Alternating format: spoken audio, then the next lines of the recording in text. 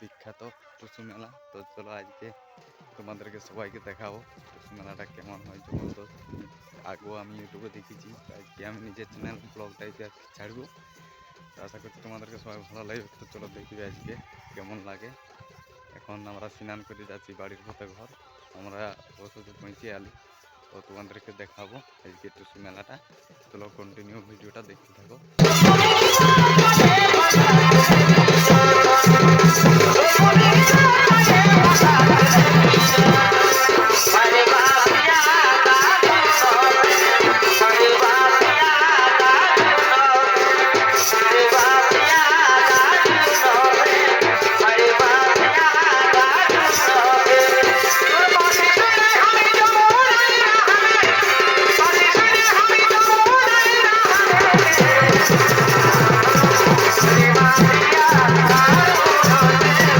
Finally বন্ধুরা আমরা আপাতত পৌঁছে গেছি তেলকাটার বিশাল টুসু উৎসবে। যদি দেখতে পাচ্ছি ভিড় নদীয়ে পুরো ভিড় জমে আছে। আর টুসু বিসর্জন হচ্ছে আর এদিকে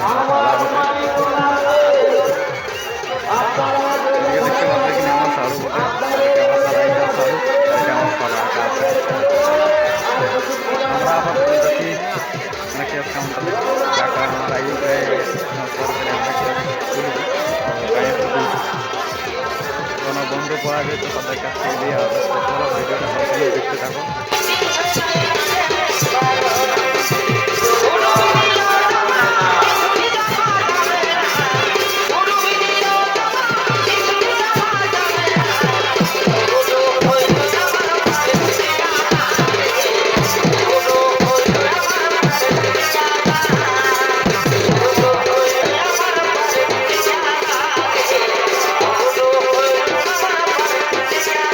এরকম দেখতে পাচ্ছি মন্দিরের লোহার পাইপ দিয়ে কেটে রেখেছে, মানে পুরো কাজ চলছে।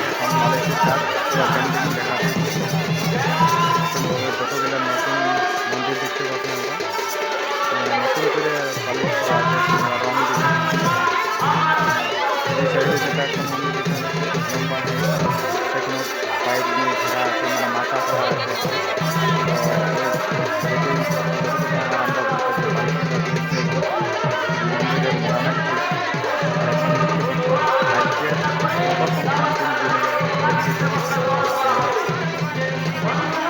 তো এটা হলো মন্দিরের ব্যাক সাইডে, যেটা অনেক ছোটো মোটো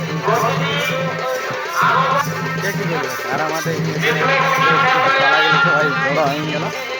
আর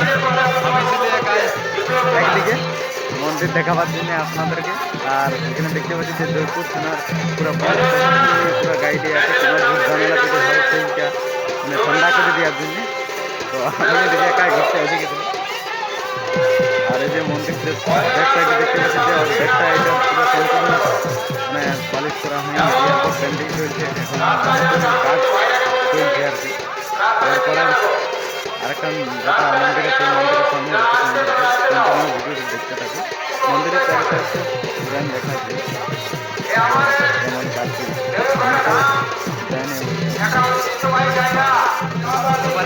আজকে আমি জানি আমার সাড়ুর কাছ থেকে, যেহেতু সাড়ুর এখানে ঘর, তাহলে জানবো যে মন্দিরটা কী হতো দেখেছে, কিংবা যদি পুরোনো লোকের কাছ থেকে যে কথা শুনেছে সেই কথাটা তুলে ধরতে বলবো আমার সাড়ুকে। সাড়ু বলো, মন্দিরটা কি তুমি দেখেছো তৈরি হতে? না, আমি জন্মি নাই তার আগে থেকেই আছে। মানে সারও বলতে চাচ্ছি যে সারও জন্মে নাই তখন, সেই মানে আরও পূর্বকাল থেকে মানে এটা আগেই হয়ে আছে। মানে হয়তো বয়স্ক লোকের কাছে শুনেছে সারও, তো কীরকম শুনেছে সেই কথাটাও তুলে দিতে। যেমন বয়স্ক লোকের কাছে মানে বলতে তোমার দাদুর কাছে শুনেছো? দাদুও জানে ভাই, দাদুও জানে না, মানে কিছু তো জানো যে মন্দিরটা কীভাবে তৈরি হয়েছে, সেটা হলো বলো। তখন জঙ্গল ছিল। হ্যাঁ, এখানে জঙ্গল ছিল, কেউ আসা যাওয়া করতো না। এখানে জঙ্গল ছিল, মানে কেউ আসা যাওয়া করতো না।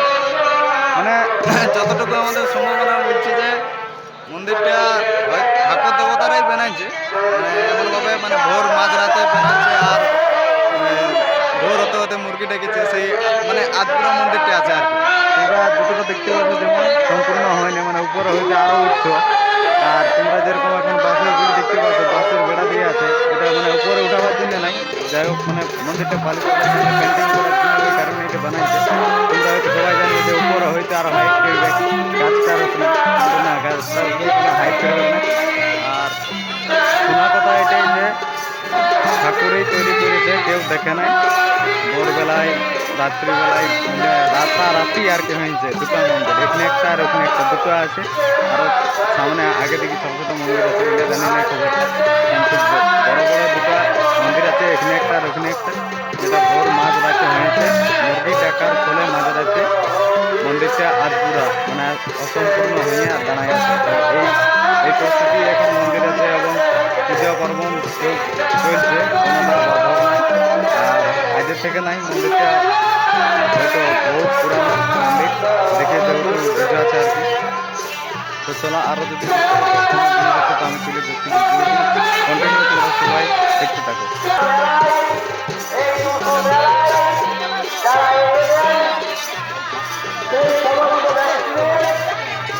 তো ফাইনালি বন্ধুরা আমি এখন আপাতত চলে এসেছি নদীতে।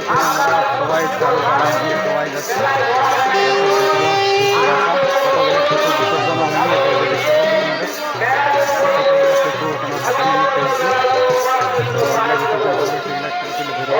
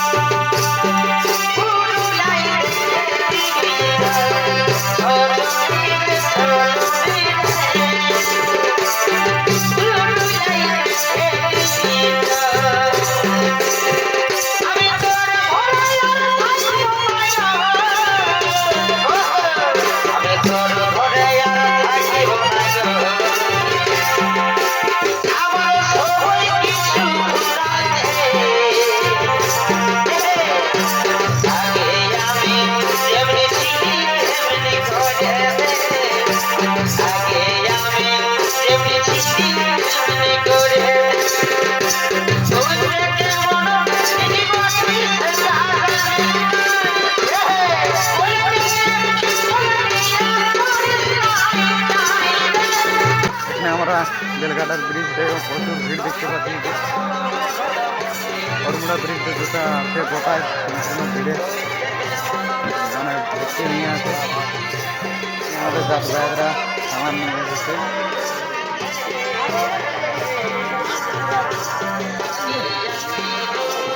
পুরো যাতায়াতরা পুরো নিয়ে এসেছে সামান, ঘরের থেকে টায়ার থেকে বসনে থেকে তুলে করা হচ্ছে। যে সকাল ভাড়া নিয়ে আসছে তীর নিয়ে হেঁটে ফেরি, এদিকে দেখতে পাচ্ছেন গাউলি